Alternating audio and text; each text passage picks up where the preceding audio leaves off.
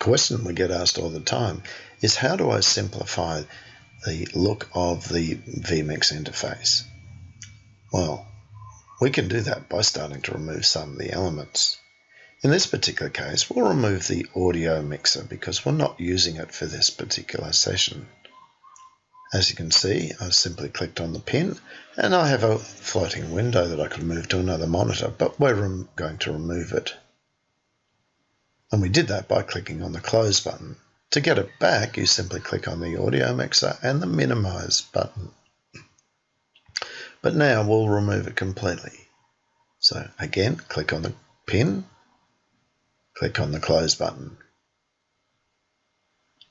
Now I want to look at the inputs themselves, and I've got an awful lot of them there. And for this profile, it's a lot of PowerPoint presentations. So one way that I can deal with that is to use the color categories, which we see over here on the left-hand side. And you can see I've put some titles on each category. So simply by clicking on the category, we can have a simplified view. But what if I want to add a new input? Well, it's as simple as choosing the category, going and finding the input source that you want. In this particular case, we're going to use an image.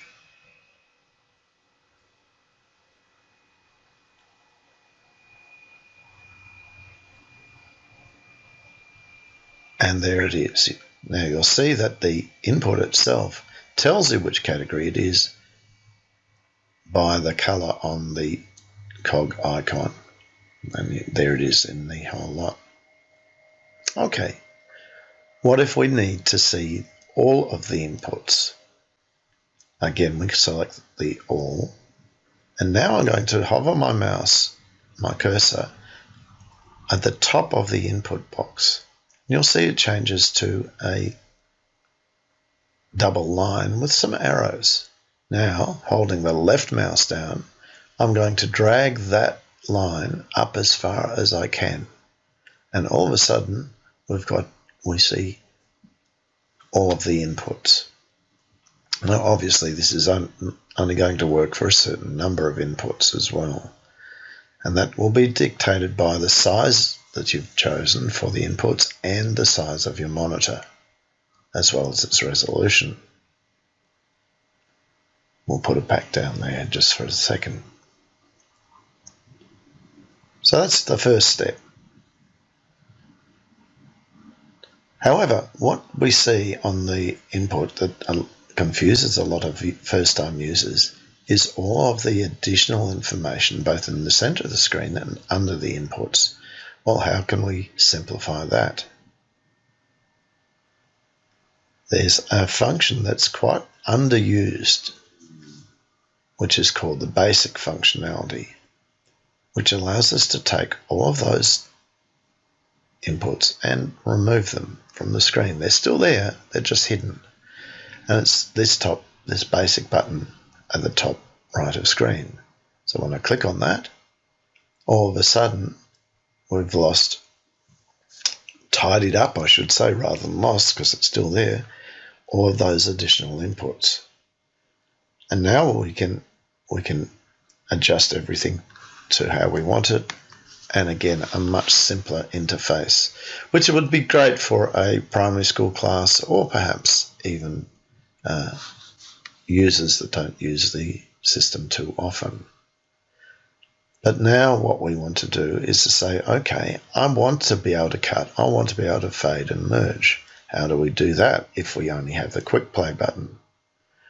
Well, the way we do that is that we can make, when we click on the input, we can make it do an action. So we've opened up the cog icon and we're looking for the mouse click action. Here you can see it's set to go to preview. But let's make it go straight into the program window. So I'm going to drop down there and use that. Or alternatively, I could use a transition. Now the transitions are controlled by these buttons here. And you can see that there were 3 of them but the list had 4. Where is it? Well, drag it down and there's the 4th one. So there are the 4.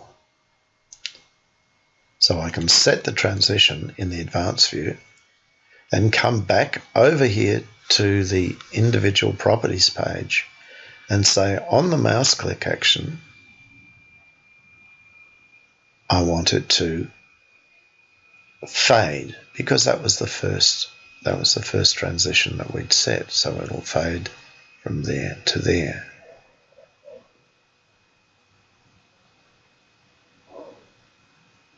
And let's see that. And that's exactly what it does. So I'll reset the screens.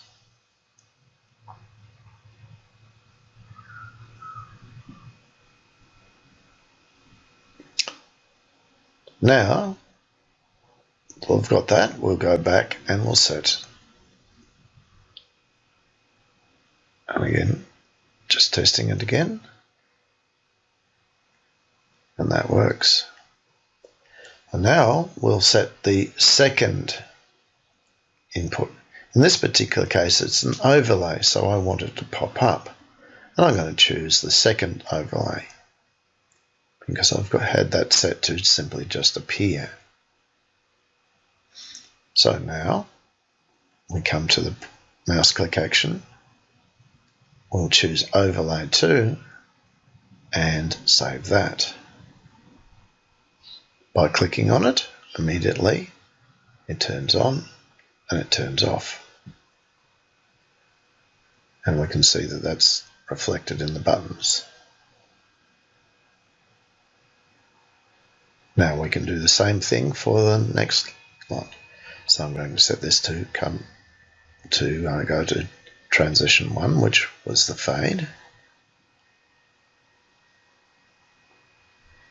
But the next one I want to be a cube zoom, and that was transition 4.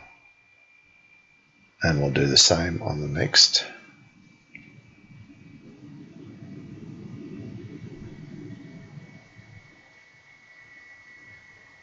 But we'll choose something different for some of the other effects, and that'll be the wipe.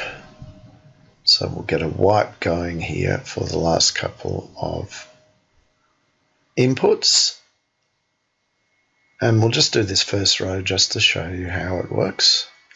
But we could continue on with all of the inputs. And there it is. So if we test that out, there's the wipe. And the cube zoom.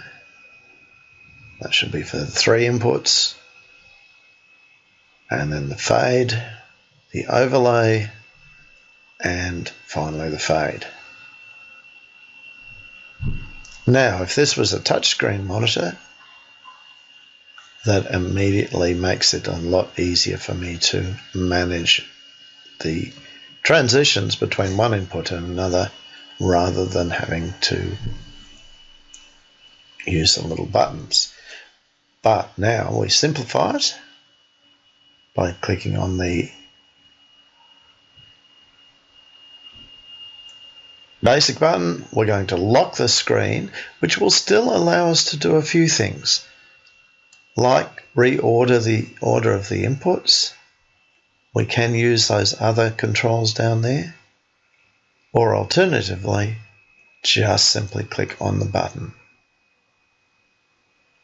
which makes it very, very simple, particularly for a junior primary class. Or, as I said earlier in this quick tip, for a volunteer user that's not used it too often before. Hope that answers the question about one way to simplify the graphic user interface. Catch you next time.